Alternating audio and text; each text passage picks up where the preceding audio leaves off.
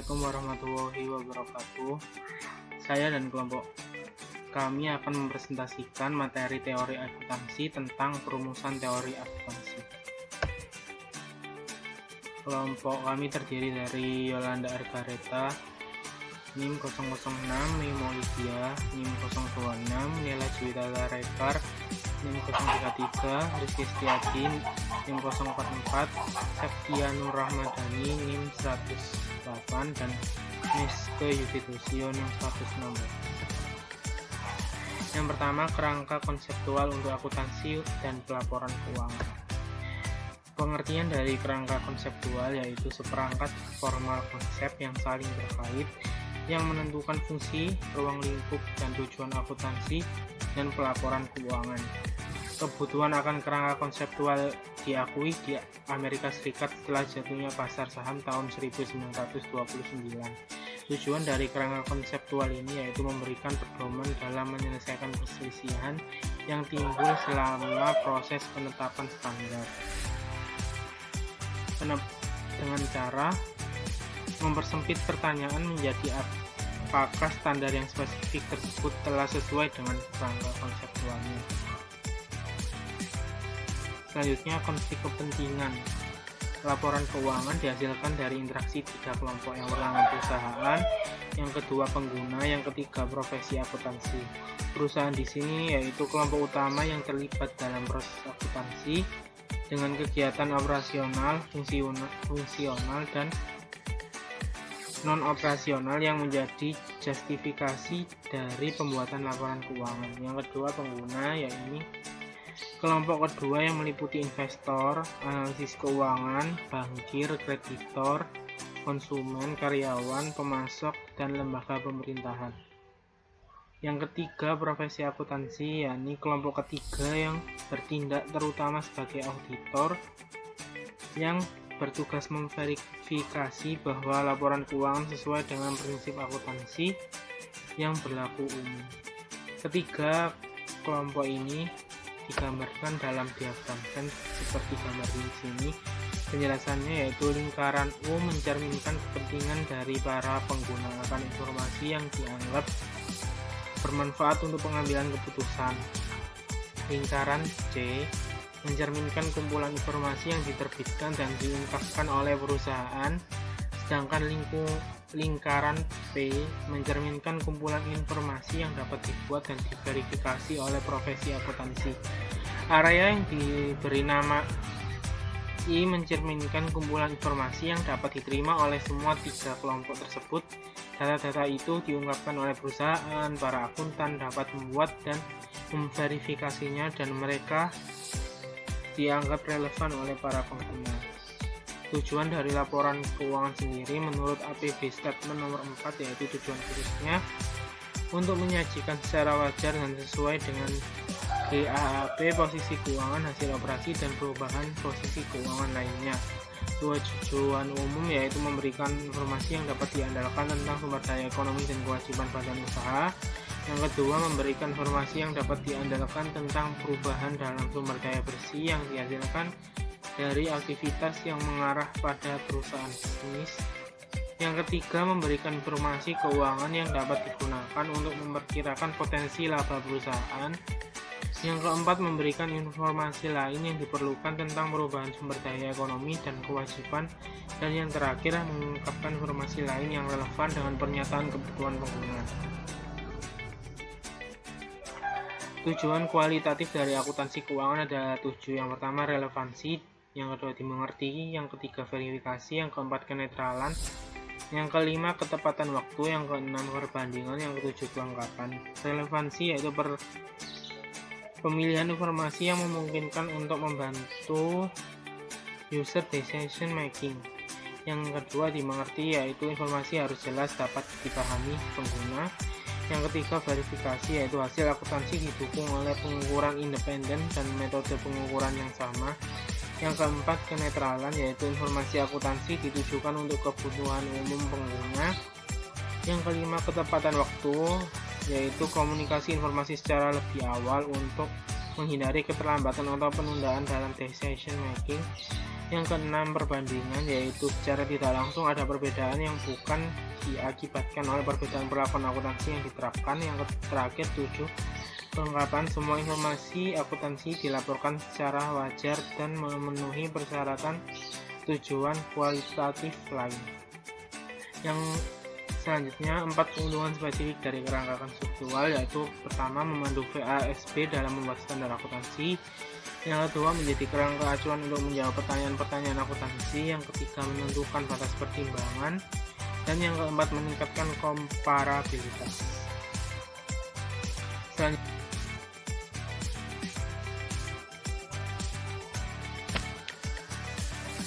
saya Yolanda Argalita Prasayu akan melanjutkan presentasi dari rekan saya. Yang selanjutnya ada masalah dalam kerangka konseptual, ada 4.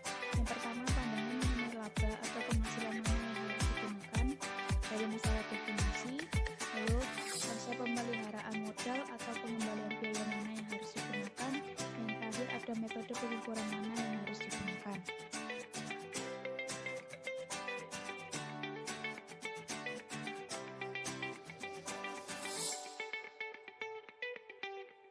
Selanjutnya ada masalah yang pertama tadi, yaitu pandangan mengenai laba atau penghasilan mana yang harus digunakan. Ada 2 pendekatan berbeda untuk menentukan pendapatan entitas selama periode pelaporan. Yang pertama, pandangan aset atau kewajiban, yang menyatakan bahwa pendapatan dan beban hanya dihasilkan dari perubahan nilai aset dan kewajiban. Pandangan ini tidak termasuk hitung debit karena itu merupakan nilai atau sumber daya ekonomi kualitas. Oleh karena itu, pendapatan dan pengeluaran apapun tidak diakui kecuali perubahan saat ini dalam sumber daya ekonomi dan kewajiban untuk mentransfer sumber daya sehingga tidak mampu menangani kompleksitas bisnis negara. Yang kedua, pandangan pendapatan atau pengeluaran, menyatakan bahwa pendapatan dan pengeluaran dihasilkan dari kebutuhan akan pencocokan yang tepat. Pandangan ini telah menyebabkan pengakuan dalam laporan posisi keuangan item. Yang selanjutnya ada masalah definisi. Ada 3. Yang pertama, berdasarkan pandangan aset atau liabilitas.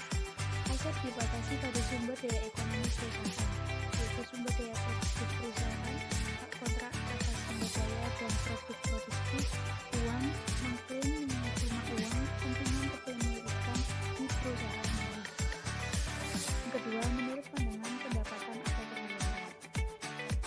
Aset tidak hanya mencakup aset yang ditentukan dari sudut pandang aset atau kewajiban, tetapi juga semua item yang tidak mewakili sumber daya ekonomi, tetapi diperlukan untuk pencocokan yang tepat. Dan yang ketiga, tentang aset muncul dari persepsi neraca bukan sebagai laporan posisi keuangan, tetapi sebagai pernyataan sumber dan komposisi modal perusahaan.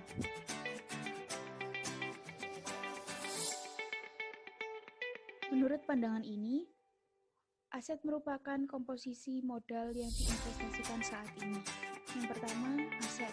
Aset hanya mewakili sumber daya ekonomi dan tidak termasuk biaya yang ditangguhkan. Aset mewakili arus kas potensial ke perusahaan. Aset mewakili hak yang mengikat secara hukum untuk manfaat tertentu, baik dari transaksi masa lalu atau saat ini, dan mencakup semua komitmen seperti dalam kontrak yang sebelumnya eksklusif. Yang kedua, liabilitas. Menurut pandangan aset atau kewajiban, liabilitas adalah kewajiban perusahaan untuk mentransfer sumber daya ekonomi ke entitas lain di masa depan. Pandangan ketiga muncul dari persepsi neraca sebagai pernyataan sumber dan komposisi modal perusahaan. Yang ketiga ada penghasilan. Menurut pandangan atau aset atau kewajiban, pendapatan adalah aset bersih perusahaan kecuali untuk perubahan modal. Lalu menurut pandangan pendapatan atau pengeluaran, pendapatan dihasilkan dari pencocokan pendapatan dan pengeluaran dan mungkin dari keuntungan dan kerugian. Yang keempat ada pendapatan. Arti pendapatan menurut pandangan aset atau kewajiban, pendapatan didefinisikan sebagai kenaikan aset atau penurunan kewajiban yang tidak mempengaruhi modal. Lalu menurut pandangan pendapatan atau beban, pendapatan dihasilkan dari penjualan barang dan jasa, termasuk keuntungan dari penjualan dan pertukaran aset selain persediaan, bunga dan dividen yang diperoleh dari investasi, dan peningkatan ekuitas pemilik lainnya selama periode selain kontribusi modal dan penyesuaian. Beban. Selanjutnya beban. Menurut pandangan aset atau kewajiban, beban didefinisikan sebagai penurunan aset atau peningkatan kewajiban yang timbul dari penggunaan sumber daya atau jasa ekonomi selama periode tersebut. Yang keenam, ada keuntungan dan kerugian.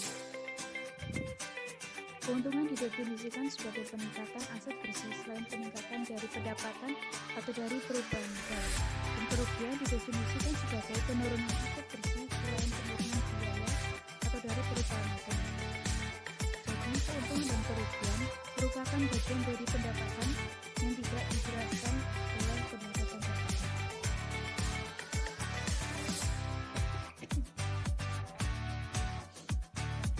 Selanjutnya ada hubungan penghasilan dengan komponennya. Terdapat 3 hubungan. Yang pertama, laba sama dengan pendapatan dikurangi beban ditambah keuntungan dikurangi kerugian. Lalu ada laba sama dengan pendapatan dikurangi beban. Dan yang ketiga ada laba sama dengan pendapatan atau termasuk keuntungan dikurangi beban termasuk kerugian.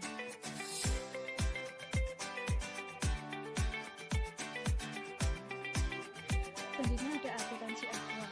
Akuntansi aktual mengukur pengaruh transaksi yang memiliki konsekuensitas bagi suatu entitas pada saat terjadinya. Soalnya sebagai kas diterima atau dijalankan.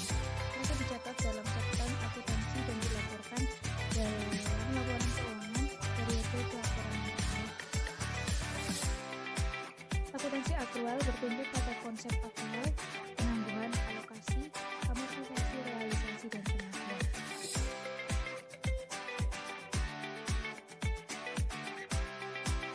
Selanjutnya ada konsep pemeliharaan modal atau pengembalian biaya mana yang harus digunakan. Terdapat 2 konsep pemeliharaan modal, konsep modal keuangan dan konsep modal fisik. Kedua konsep tersebut menggunakan pengukuran dalam satuan uang atau satuan daya beli umum yang sama. Perbedaan mendasar dari kedua konsep tersebut adalah keuntungan dan kerugian penangguhan. Dimasukkan sebagai laba dalam konsep model keuangan, namun diperlakukan sebagai penyesuaian pemeliharaan modal menurut konsep modal fisik. Selanjutnya akan dilanjutkan oleh teman saya.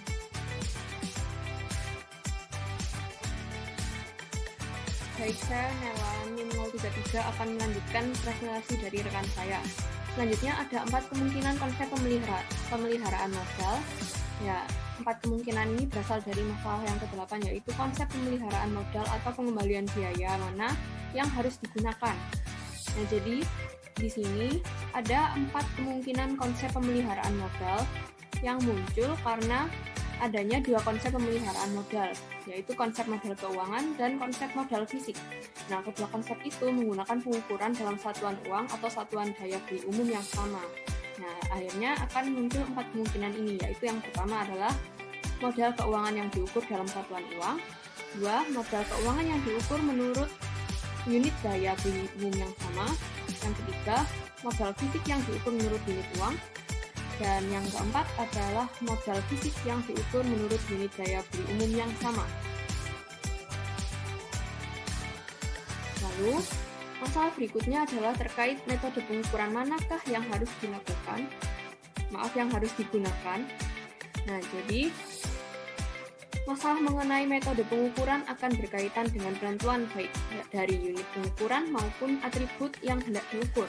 Sepanjang kepentingan dari atribut tertentu yang hendak diukur, ada 5 pilihan yang tersedia. Yaitu yang pertama ada metode biaya historis, yang kedua biaya saat ini, yang ketiga nilai jual saat ini, yang keempat nilai jual yang diharapkan, dan yang kelima nilai sekarang dan dari arus kas yang diharapkan. Lalu beralih ke materi selanjutnya, yaitu perkembangan dari sebuah kerangka konseptual. Jadi, ruang lingkup keseluruhan dari kerangka konseptual yang mencantumkan dokumen-dokumen yang berhubungan dan diterbitkan sampai tahun 1982 oleh FASB. Nah, pada tingkat pertama, tujuan menunjukkan sasaran dan maksud dari akuntansi Statement of Financial Accounting Concept Number 1, Objectives of Financial Reporting by Business Enterprises menyajikan sasaran dan maksud akuntansi untuk perusahaan bisnis. Nah, Statement of Financial Accounting Concept Number 4, Objectives of Financial Reporting by Non-Business Organizations itu menyajikan sasaran dan maksud dari akuntansi untuk organisasi-organisasi non-bisnis. Lalu pada tingkatan yang kedua, ada hal-hal yang fundamental meliputi karakteristik kualitatif dari informasi akuntansi menurut Statement of Financial Accounting Concept Number 2 dan definisi dari elemen-elemen dalam laporan keuangan menurut Statement of Financial Concept Number 3. Nah, lalu yang pada tingkat ketiga, yaitu pedoman operasional yang dipergunakan oleh akuntan dalam menentukan dan menerapkan standar akuntansi meliputi kriteria pengakuan, laporan keuangan, versus laporan keuangan dan pengukuran. Dan pada tingkat keempat, yaitu mekanisme penyajian yang digunakan oleh akuntansi untuk menyampaikan informasi akuntansi itu meliputi pelaporan penghasilan, pelaporan arus dana dan likuiditas, dan pelaporan posisi keuangan. Selanjutnya adalah tujuan pelaporan keuangan. Nah, tujuan laporan keuangan yang pertama untuk perusahaan bisnis, yaitu yang pertama, memberikan informasi yang berguna bagi para calon investor dan kreditor maupun pengguna lain dalam membuat keputusan secara rasional. Yang kedua, memberikan informasi mengenai sumber daya ekonomi dari perusahaan, klaim untuk sumber daya tersebut, serta dampak dari transaksi-transaksi, peristiwa, dan kejadian yang mengubah sumber daya dan klaim atas sumber daya tersebut. Yang ketiga, memberikan informasi mengenai kinerja keuangan perusahaan selama periode tertentu. Nah, para investor dan kreditor seringkali menggunakan informasi masa lalu untuk membantu menilai prospek dari sebuah perusahaan. Dan yang keempat, yaitu untuk memberikan informasi yang berguna bagi para manajer dan direktur dalam mengambil keputusan yang sesuai dengan keinginan dari pemilik. Lalu ada tujuan laporan keuangan oleh perusahaan non-bisnis. Jadi, tujuannya adalah untuk memberikan informasi yang bermanfaat bagi para penyedia sumber daya dalam melakukan pengambilan keputusan yang rasional atas pengalokasian sumber daya di organisasi-organisasinya, dan untuk memberikan informasi yang bermanfaat dalam menilai kepengurusan dan kinerja manajemen, memberikan informasi bagi penyedia sumber daya dalam menilai bagaimana manajer dari sebuah organisasi non-bisnis yang melakukan tanggung jawab kepengurusan mereka dan aspek-aspek kinerja mereka yang lain. Lalu ada konsep-konsep fundamental. Nah, di sini ada karakteristik kualitatif dari informasi akuntansi. FASB mengeluarkan Statement of Financial Accounting Concept Number 2 tentang Qualitative Characteristics of Accounting Information yang memberikan kriteria untuk melakukan pemilihan di antara 1. Metode akuntansi dan pelaporan alternatif, dan yang kedua, persyaratan pengungkapan.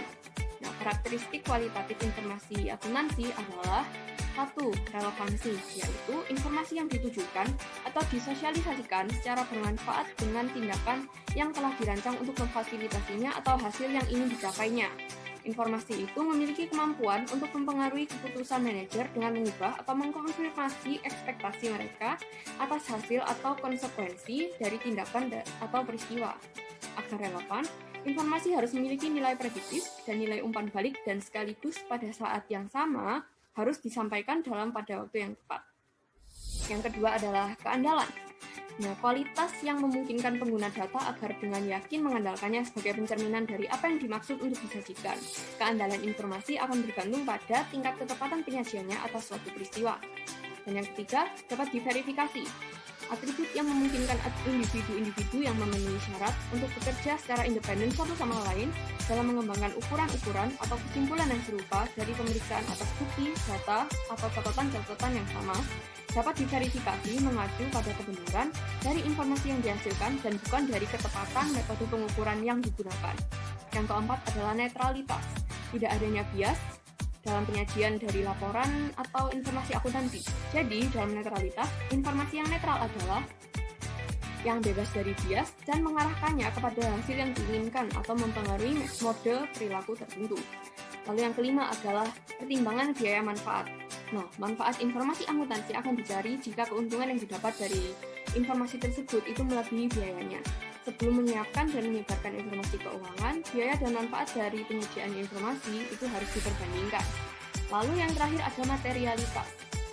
Materialitas ini dipandang sebagai ambang batas untuk pengakuan. Materialitas adalah suatu kondisi yang dianggap penting secara relatif. Pada dasarnya, perlu dilakukan pertimbangan mengenai apakah informasi tersebut memungkinkan memiliki dampak yang signifikan atau material terhadap suatu keputusan.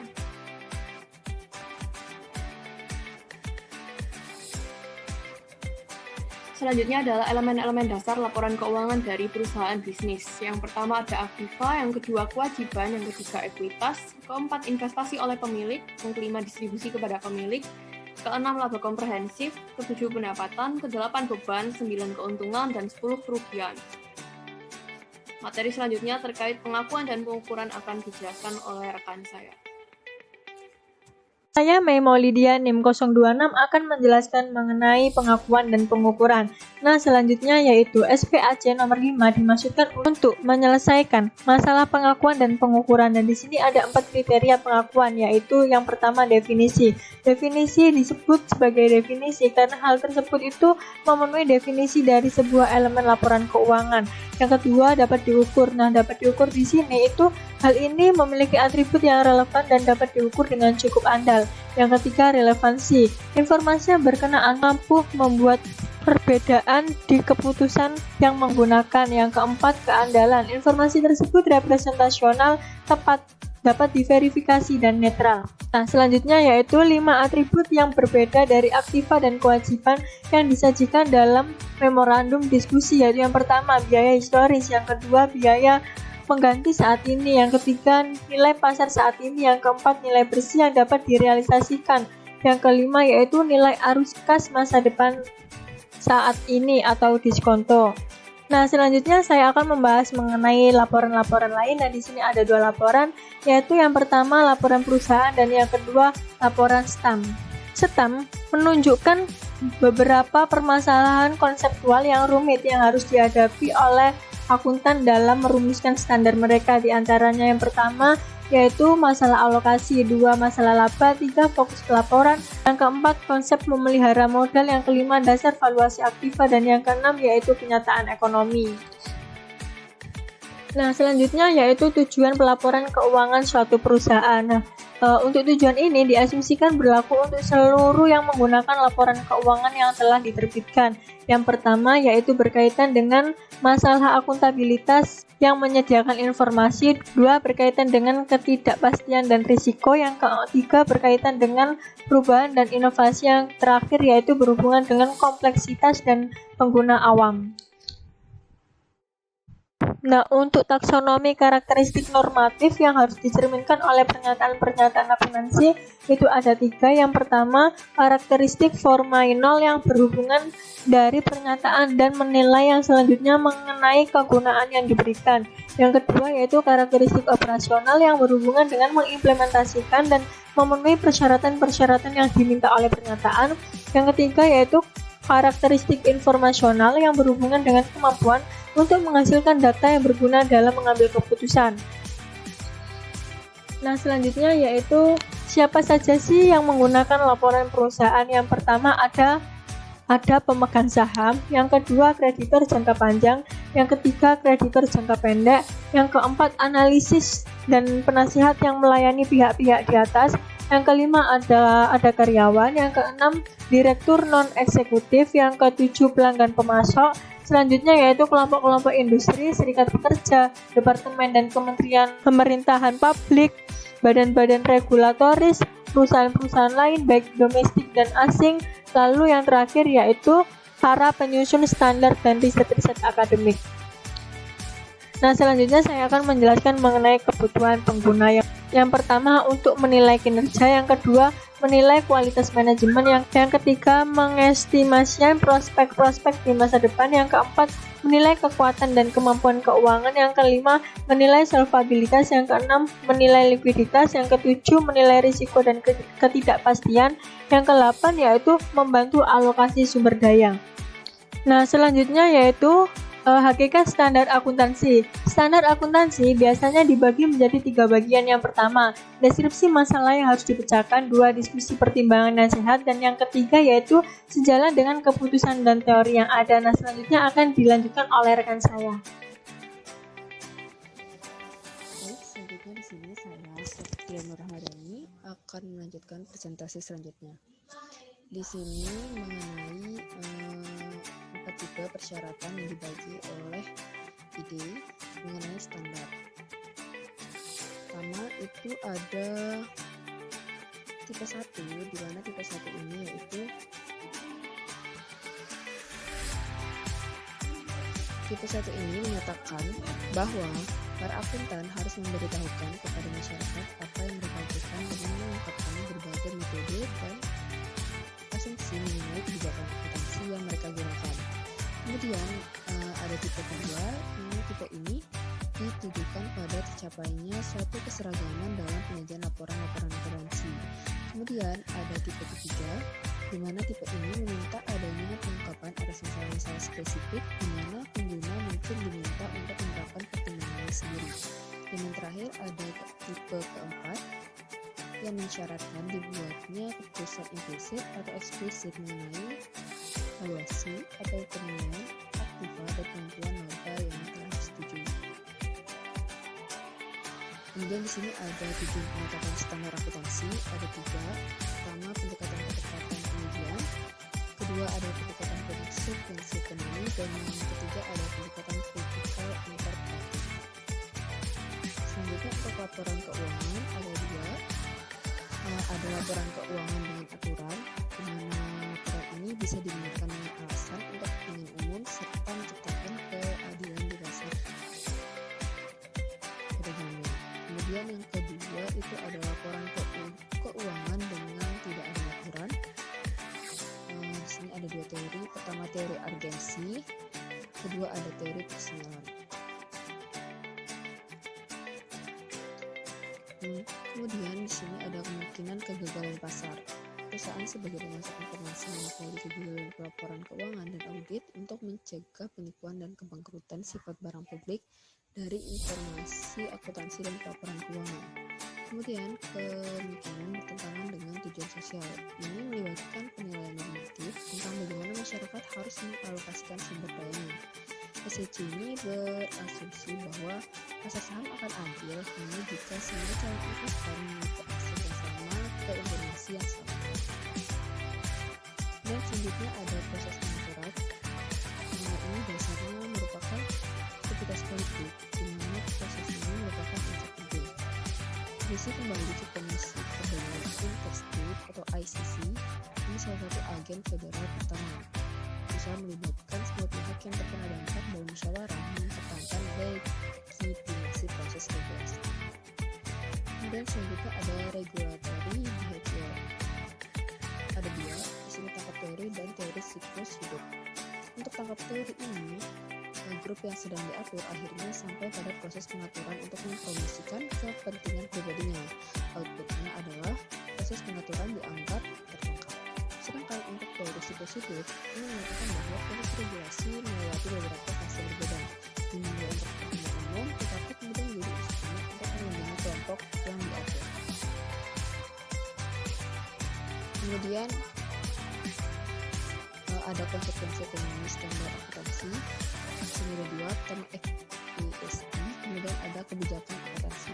Untuk FASB ini mempertimbangkan manfaat biaya standar, kemudian satu set untuk semua perusahaan, kemudian standar, dan yang terakhir biaya kepatuhan terlalu tinggi untuk formulir yang lebih kecil dan diperdagangkan secara non-publik. Kemudian untuk kebijakan akuntansi ini bukan hanya soal efisiensi ekonomi, tapi dia juga mempengaruhi pendapatan dan distribusi kekayaan. Sekian dari kelompok kami, lebih kurangnya kami mohon maaf. Wabillahi taufiq wal hidayah. Wassalamualaikum warahmatullahi wabarakatuh.